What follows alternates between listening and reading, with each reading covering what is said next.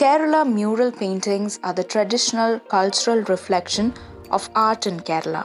Mural paintings are generally pictures painted on the walls to beautify temples, royal palaces, and other structures.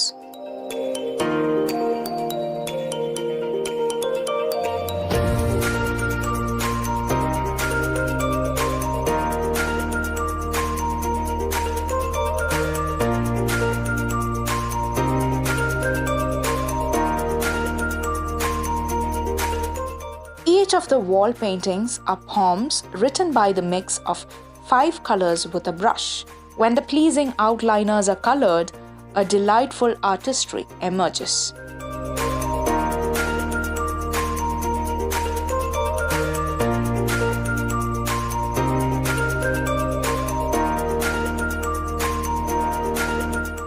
There are 2 types of wall paintings, namely mural and fresco. Paintings on walls before the glue dries is called fresco, and painting after the glue dries is called mural.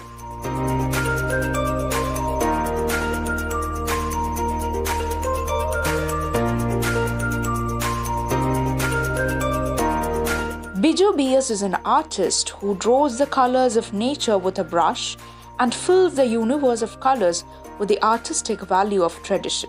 From childhood itself, he stepped into the world of colors and sharpened his talent by excellent training provided by his parents and a diploma in drawing.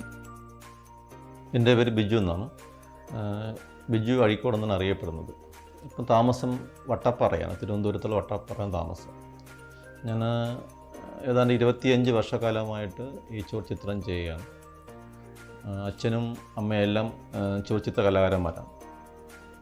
ഞാൻ college വിദ്യാഭ്യാസം കഴിഞ്ഞതിന് ശേഷം KGT drawing diploma course പാസ്സായ ശേഷമാണ് ശരിക്കും ചുവർച്ചിത്രത്തിലോട് തിരിഞ്ഞത്. അച്ഛൻ mural painting, അമ്മയും അച്ഛനൊക്കെ മ്യൂറൽ പെയിൻറ്റ് കലാകാരന്മാരാണ്. അപ്പോൾ അവരോടൊപ്പം കുടുംബപരമായിട്ടാണ് ഈ കല ഇനിയും കിട്ടിയത്. ഞാൻ അവരോടൊപ്പം ചേർന്ന് കുറേ നാൾ കൊണ്ട് ഈ വർഷങ്ങളായിട്ട് ഈ ചിത്രം നടത്തിക്കൊണ്ടുവരികയാണ്. Wall painting in Kerala, which has been a part of spirituality, was added to its tradition almost 10 decades ago. The murals of Tirunandikara Cave Temple and Thiruvanchikulam are considered as one of the oldest relics of Kerala's own style of murals. After Rajasthan, Kerala has the largest number of murals in India. The word mural is derived from the Latin word murus, meaning prepared wall. കേരളത്തിൻ്റെതായ തനതായ ചിത്രശൈലിയാണ് കേരളീയ ചുവർച്ചിത്രം എന്ന് പറയുന്നത്. English mural painting എന്ന് പറയും. ഈ mural എന്ന് പറഞ്ഞാൽ ചുവരിൽ ചെയ്യുന്ന പെയിൻറ്റിങ്സ് ആയാലും പ്രതിമ പോലായാലും സിമെൻറ്റ് റിലീഫ് ആയാലും വർക്കിനെല്ലാം ചുവരിൽ ചെയ്യുന്ന എല്ലാത്തിനെയും മ്യൂറൽ എന്നാണ് പറയുന്നത്. അപ്പോൾ ആ വാക്കിൽ നിന്നാണ് മ്യൂറൽ പെയിൻറ്റിംഗ് അല്ലെങ്കിൽ കേരളീയ ചുവർച്ചിത്ര കല എന്ന കല രൂപപ്പെട്ടത്. ഇത് പണ്ടുകാലത്ത് ശരിക്കും ഈ കളമെഴുത്തിൽ നിന്നൊക്കെ പണ്ടുകാലത്ത് ആദ്യം മനുഷ്യർ ഗുഹാചിത്രങ്ങളൊക്കെ കോറിയൊക്കെ വരച്ചതിൽ നിന്നും കാലാന്തരത്തിൽ അത് മാറിയിട്ടാണ് ശരിക്കും അത് ഈ കളമെഴുത്തിലോട്ട് വരികയും അതിൽ നിന്നും മാറിയിട്ട് ചുവർച്ചിത്രത്തിലോട്ട് വരികയും ചെയ്തത്. അപ്പോൾ ഇത് ശരിക്കും അതുകൊണ്ട് തന്നെ ഇത് വളർന്ന് വികാസം പ്രാപിച്ചത് ക്ഷേത്രങ്ങളിലും രാജകൊട്ടാരങ്ങളിൽ നിന്നുമാണ്. അപ്പോൾ ശരിക്കും ക്ഷേത്രകലയായിട്ടും ഈ ചുവർച്ചിത്രത്തെ അറിയപ്പെടുന്നു. പണ്ടുകാലത്ത് ക്ഷേത്രങ്ങളിലും കൊട്ടാരങ്ങളിലും ചുവരുകൾ അലങ്കാരമാക്കാൻ വേണ്ടിയിട്ടാണ് ഈ ചുവർച്ചിത്രം വരച്ചിരുന്നത്. The outline will be drawn with yellow paint and then the rest of the colors will be painted on the platform. The 5 colors saffron red, saffron yellow, green, black and white are the basic colors used for wall paintings in Kerala. Colors like yellow, white, blue, green, red, saffron, greenish blue, dark blue, black and golden yellow are the other subcolors used, which is formed from the basic colors in Kerala wall paintings. Not only natural dyes and fruit juices, but also minerals and chemicals were used for the manufacture of dyes. The colors saffron and saffron yellow are extracted from red natural stone, blue from Neelayamari, green from Iravi tree, black from coal and white from limestone. പ്രധാനമായിട്ടും 5 നിറങ്ങളാണ് ചുവർച്ചിത്രം വരയ്ക്കാൻ ഉപയോഗിക്കുന്നത്. പ്രകൃതിദത്തമായ വർണ്ണങ്ങളാണ്. പണ്ടുകാലത്ത് അതായത് ലഭ്യമായിരുന്നുള്ളൂ. അത് ചുവപ്പ്, മഞ്ഞ, നീല, പച്ച, കറുപ്പ് എന്നീ 5 നിറങ്ങളാണ് ചുവർച്ചിത്ര രചനയ്ക്കായിട്ട് ഉപയോഗിക്കുന്നത്. വെള്ള നിറം ഉപയോഗിക്കില്ല. ബാക്ക്ഗ്രൗണ്ട് പ്രതലമാണ് ശരിക്കും വെള്ള നിറമായിട്ട് മാറ്റിയിടുന്നത്. പണ്ട് കാലത്ത് ചുവചിത്ര രചനയ്ക്ക് വേണ്ടിയിട്ട് ചുമന്ന കല്ലെന്ന് പറഞ്ഞാൽ നമ്മൾ തൃശ്ശൂർ ഭാഗത്തൊക്കെ കോട്ടപ്പടി എന്ന് പറയുന്ന സ്ഥലത്ത് കിട്ടുന്ന ഒരുതരം വെട്ടുകല്ലിൽ നിന്നാണ് ചുവപ്പ് നിറം ഉണ്ടാക്കുന്നത്. ശരിക്കും നമ്മൾ എല്ലാ സ്ഥലങ്ങളിലും ചുവന്ന കല്ലുണ്ടെങ്കിലും ഈ ഭാഗത്തുള്ള കല്ലുകൾക്ക് നിറത്തിൻ്റെ അംശം കൂടുതലും മണ്ണിൻ്റെ അംശം കുറവുമാണ്. അതുകൊണ്ട് ആ ഭാഗങ്ങളിൽ നിന്ന് ചുവപ്പ് കല്ല് ശേഖരിക്കും ഈ ചിത്രരചനയ്ക്ക് വേണ്ടിയിട്ട്. പിന്നെ ഉപയോഗിക്കുന്ന രണ്ടാമത്തെ നിറം മഞ്ഞയാണ്. മഞ്ഞ നിറം കല്ലും അതും സ്റ്റോണാണ് ഉപയോഗിക്കുന്നത്. അത് ഉപയോഗിക്കുന്നത് മൂകാംബിക ഭാഗത്ത് സൗവർണിക നദീതീരത്തു നിന്നാണ് ഈ മഞ്ഞ കല്ല് കിട്ടുന്നത്. അത് ശേഖരിച്ചിട്ടാണ് മഞ്ഞ നിറം ഉണ്ടാക്കാൻ വേണ്ടിയിട്ട് ഈ കല്ല് ശേഖരിക്കുന്നത് ഒന്നാണ്. അതിന് നമ്മളിവിടെയും ഒക്കെ മഞ്ഞ തരത്തിലുള്ള കല്ലുകളുണ്ടെങ്കിൽ അതിലും ഈ പ്രശ്നമുണ്ട്. ചെളിയുടെ അല്ലെങ്കിൽ മണലിൻ്റെ അംശം കൂടുതലാണ്. ആ ഭാഗത്തുള്ള കല്ലുകൾക്ക് മഞ്ഞ നിറം കൂടുതലാണ്. അതുകൊണ്ട് ആ ഭാഗത്തു നിന്നുള്ള കല്ലുകളാണ് ചിത്ര രചനയ്ക്ക് വേണ്ടിയിട്ട് ഉപയോഗിക്കുന്നത്.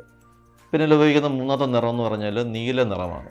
നീല എന്ന് പറഞ്ഞാൽ നമ്മൾ നീലാമരി ചെടി, നമുക്കറിയാം പണ്ട് കാലത്ത് ആയുർവേദ മരുന്നായിട്ട് ഉപയോഗിച്ചിരുന്ന നീലാമരി ചെടിയുടെ ഇലയിൽ നിന്നാണ് നീല നിറം ഉണ്ടാക്കുന്നത്. അതിന് അരച്ചെടുത്തിട്ടാണ് നീല നിറം ഉണ്ടാക്കുന്നത്. നീല നിറത്തിന് അതിൻ്റെ പച്ചയുടെ ഒരു എഫക്റ്റും കൂടെ ഉണ്ട് ഈ നീലാമരിക്ക്. അപ്പോൾ അതുകൊണ്ട് കടുത്ത നീല നിറത്തിന് വേണ്ടിയിട്ട് പണ്ട് കാലത്ത് നമുക്ക് ലഭ്യമായിരുന്ന നാച്ചുറൽ നിറമായിട്ടുള്ള കട്ട നീലം എന്ന് പറയും. പണ്ട് തുണികളിലൊക്കെ നമ്മൾ അലക്കാൻ ഉപയോഗിച്ചിരുന്ന ചൈനീസ് ബ്ലൂ എന്ന് കട്ട നീലവും നീലയ്ക്ക് വേണ്ടിയിട്ട് ഉപയോഗിക്കും. പിന്നെ മൂന്നാമത്തെ നിറം പച്ച നിറമാണ്. പച്ച നിറത്തിന് ഒരു എരവി മരം എന്നൊരു മരമുണ്ട്, അതിൻ്റെ കറയുണ്ട്. ആ കറയും ഈ നീലാമരിയുടെ നീല നിറമൊക്കെ ചേർത്തിട്ടാണ് ഈ പച്ച നിറം പണ്ട് കാലങ്ങളിൽ ഉണ്ടായിക്കൊണ്ടിരുന്നത്. അപ്പോൾ അതാണ് ഇപ്പോഴും ഉപയോഗിക്കുന്നത്. പിന്നെ കറുപ്പിന് വേണ്ടിയിട്ട് നമ്മൾ വിളക്ക് പണ്ടൊക്കെ കൺമഷി എഴുതാൻ വേണ്ടിയിട്ട് വിളക്ക് കത്തിച്ചിട്ട് അതിൻ്റെ കരി എടുത്തിടുന്ന അതേ മെത്തഡിൽ തന്നെയാണ് വിളക്ക് കത്തിച്ച് നെയ്ത്തിരി കത്തിച്ച ശേഷം അതിൻ്റെ മുകളിൽ ഓടോ മൺപാത്രമോ കമഴ്ത്തി വെച്ചിട്ട് ആ കരി എടുത്തിട്ടാണ് ഈ കറുപ്പ് നിറം ഉണ്ടാക്കുന്നത്. ഈ 5 നിറങ്ങളാണ് ഈ ചിത്ര രചനയ്ക്ക് വേണ്ടി ഉപയോഗിക്കുന്നത്. കൂടാതെ ഇത് വെള്ള നിറമുണ്ട്. വെള്ള നിറം വെച്ചാൽ ബാക്ക്ഗ്രൗണ്ട് ചുണ്ണാമ്പാണ് വെള്ള നിറമായിട്ട് ഉപയോഗിക്കുന്നത്. In the past, grass fibers were tied to bamboo sticks and used as brushes for wall painting. In places where the paint needed to be applied excessively, tree barks were also used. Once the painting was finished, pine tree extracts and oil were added to the cloth to preserve the painting. Varnish is used instead of this process today. Brush എന്ന് പറഞ്ഞാൽ നമ്മൾ ഈ ആരോഗ്രാഫ്സ് എന്ന് പറയും, കുന്താലം പുല്ലെന്ന് പറയുന്ന ചെടിയുടെ ആ നാര് ഇളക്കിയെടുത്തിട്ട് മുളന്തണ്ടിൽ വെച്ച് കെട്ടിയിട്ടാണ് പണ്ട് കാലങ്ങളിൽ ബ്രഷായിട്ട് ഉപയോഗിച്ചിരുന്നത്. പിന്നെ അത് വീതി വളരെ പോയിൻ്റായിട്ടും കുറച്ച് കട്ടിയായിട്ട് വരയ്ക്കാൻ പറ്റും. കൂടുതൽ വൈറ്റ് വാഷ് ചെയ്യാൻ വേണ്ടിയിട്ട് പൊട്ടക്കാള മരം എന്നൊരു മരമുണ്ട്, അതിൻ്റെ തോല് ചതച്ചെടുത്തിട്ടാണ് ബ്രഷായിട്ട് പണ്ട് കാലത്ത് വെള്ളയൊക്കെ പൂശാൻ വേണ്ടി ഉപയോഗിച്ചിരുന്നത്. Wall for painting was prepared by plastering a rough surface with top coats. Adhesives were used to keep the plaster from coming off the wall. For the second coat, limestone powder will be mixed with coconut water. ചുവർചിത്രം ചെയ്യുന്നതിന് വേണ്ടിയിട്ട് പണ്ട് കാലത്ത് നമ്മൾ ചുവര് തയ്യാറാക്കേണ്ടതായിട്ടുണ്ട്. അതെന്ന് വെച്ചാൽ ചുണ്ണാമ്പും കുമ്മായ മണലും കൂടെ കൂട്ടിയ മിശ്രിതം ആദ്യം നമ്മൾ പരുക്കനായിട്ട് ചുവരിൽ തേച്ച് പിടിപ്പിക്കും. അത് ഉണങ്ങിയതിന് ശേഷം ആറ്റുമണലും ചുണ്ണാമ്പും കൂടെ കുമ്മായം മിക്സ് ചെയ്ത് അരയ്ക്കും. ചെറിയ ചെറിയ കഷ്ണങ്ങൾ തുണിയുടെ കഷ്ണങ്ങളൊക്കെ ഇട്ടിട്ട് നല്ലോണം അരയ്ക്കുന്നില്ല. ഇത് പൊട്ടിപ്പോയിരിക്കാൻ വേണ്ടി പഞ്ഞിയൊക്കെ ഇടുന്നത്. അരച്ച ശേഷം ഒരു പ്രാവശ്യം കൂടി ഇത് നല്ലോണം അതിൻ്റെ പുറത്ത് തേച്ച് പിടിപ്പിക്കും നല്ല ഫിനിഷായിട്ട്.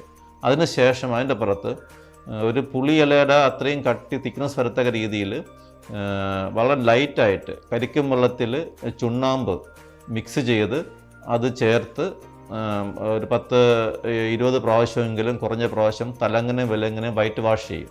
ഈ ചുണ്ണാമ്പടിക്കും. അതിന് ശേഷമാണ് അതിൻ്റെ പുറത്താണ് ഈ ചിത്രം വരച്ചിരുന്നത്. The outline is first drawn with a bamboo stick dipped in yellow dye. Then the outline is reinforced with a red line. The rest of the colors is painted only after completion of expressions. ചിത്ര രചനയ്ക്ക് വേണ്ടിയിട്ട് ചുവർ തയ്യാറായി കഴിഞ്ഞാൽ അതിൽ ആദ്യം yellow നിറം കൊണ്ട് ഇയാമ്പൽ തൂലി കൊണ്ട് brush കൊണ്ട് outline വരച്ച ശേഷം ഓരോ നിറം കളർ ചെയ്ത് അപ്ലൈ ചെയ്യും. ആദ്യം മൊത്തം യെല്ലോ കൊണ്ട് സ്കെച്ച് തയ്യാറായ ശേഷം അവൻ്റെ റെഡ് എവിടെയൊക്കെ വരുന്ന ആ ഭാഗങ്ങളിലും ചില സ്ഥലത്ത് ബ്രൈറ്റ് ആയിട്ടുള്ള ഗ്രീൻ വരുന്ന ഭാഗങ്ങളിലും ആദ്യം യെല്ലോ നിറം നമ്മൾ അപ്ലൈ ചെയ്യും. എല്ലാ സ്ഥലത്തും എവിടെയൊക്കെ ഗ്രീൻ വരും എവിടെയൊക്കെ റെഡ് വരും ആ ഭാഗങ്ങളെല്ലാം ആദ്യം യെല്ലോ അപ്ലൈ ചെയ്യും. യെല്ലോ മൊത്തം ചെയ്ത ശേഷമാണ് യെല്ലോ നിറം കൊണ്ട് എല്ലാ വർക്കും കഴിഞ്ഞ ശേഷമാണ് റെഡ് നിറം എടുക്കുക. റെഡ് എവിടെയൊക്കെ വരും ആ ഭാഗങ്ങളൊക്കെ റെഡ് ഡ്രോയിങ് ചെയ്യുകയും ഷെയ്ഡ് ചെയ്യുകയും എല്ലാം കഴിഞ്ഞ ശേഷമാണ് അടുത്ത ബ്ലൂ. അങ്ങനെ ഓരോ നിറങ്ങളായിട്ട് യെല്ലോ, റെഡ്, ഗ്രീൻ, ബ്ലൂ അവസാനം കറുപ്പ് വരച്ചുകൊണ്ടാണ് ഈ വർക്ക് ഫിനിഷ് ചെയ്യുന്നത്. കറുപ്പ് വരച്ച ശേഷം പിന്നെ കണ്ണ് മാത്രം നമ്മൾ എന്ത് ചെയ്യും, അത് മിഴി തുറക്കൽ എന്നൊരു ചടങ്ങുണ്ട്. ആ ചടങ്ങ് വെച്ചിട്ടാണ് കണ്ണിൽ മിഴി തുറന്ന് കണ്ണ് വരച്ചുകൊണ്ട് അതിന് ജീവൻ കൊടുക്കുന്നതെന്നാണ് പണ്ട് കാലം നിന്ന് ചെയ്തു വരുന്ന സമ്പ്രദായം. There are 2 or 3 methods for shading images. After putting black highlights, eyes of the picture will be drawn. Opening the eyes was a ritual in ancient times.